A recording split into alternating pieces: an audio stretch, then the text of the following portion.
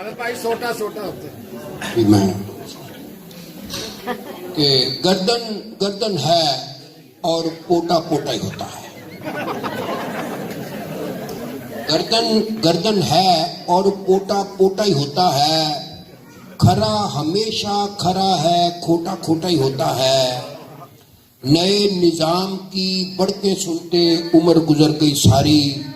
وڈا ہر تھاں وڈا چھوٹا چھوٹا ہی ہوتا ہے. لچے کو سمجھایا پیار سے صفر نتیجہ نکلا. ہم نے یہ آزمایا سوٹا سوٹا ہی ہوتا ہے. لچے کو سمجھایا پیار سے صفر نتیجہ نکلا. ہم نے یہ آزمایا سوٹا سوٹا ہی ہوتا ہے. پہلے ادھروں پھر ادھروں اب پھر کھڑا ہے ادھروں. پبلک تنگ ہے لیکن لوٹا لوٹا ہی ہوتا ہے.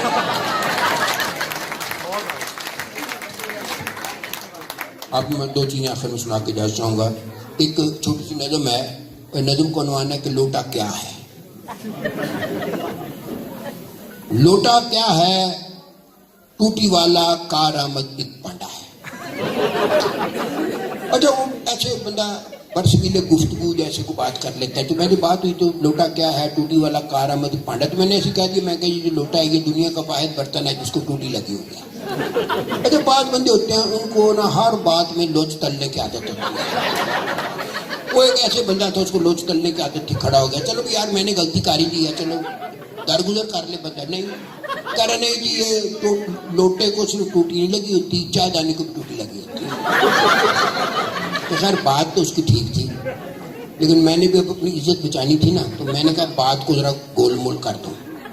تو میں نے کہا یہ جو دراصل میرا مطلب یہ تھا کہ جو لوٹا ہے یہ دنیا کا پہلا برتن ہے جس کو ٹوٹی لگی ہوئی ہے. تو بس اللہ تعالیٰ نے سہیل صاحب کسی بندے کو بے عزت کروانا ہو نا تو اس کی آئی ہو تو بے عزت ہو کے رہتا ہے. تو وہ کہتا نہیں جی، کھڑا ہو گیا کہہ رہے نہیں جی یہ جو چائے دانی کو ٹوٹی پہلے لگی تھی.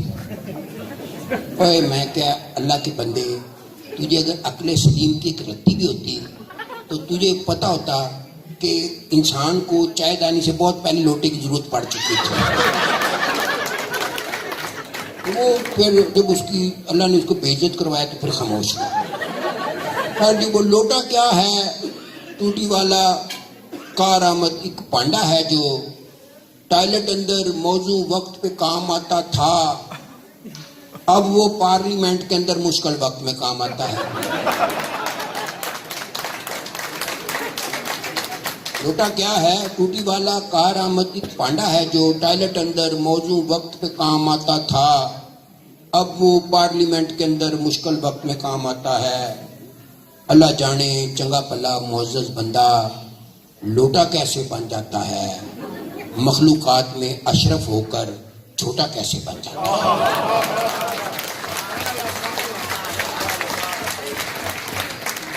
اب آخر میں تین شعر.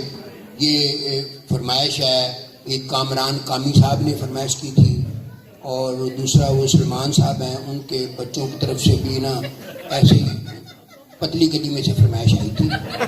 تو میں کہہ کہ وہ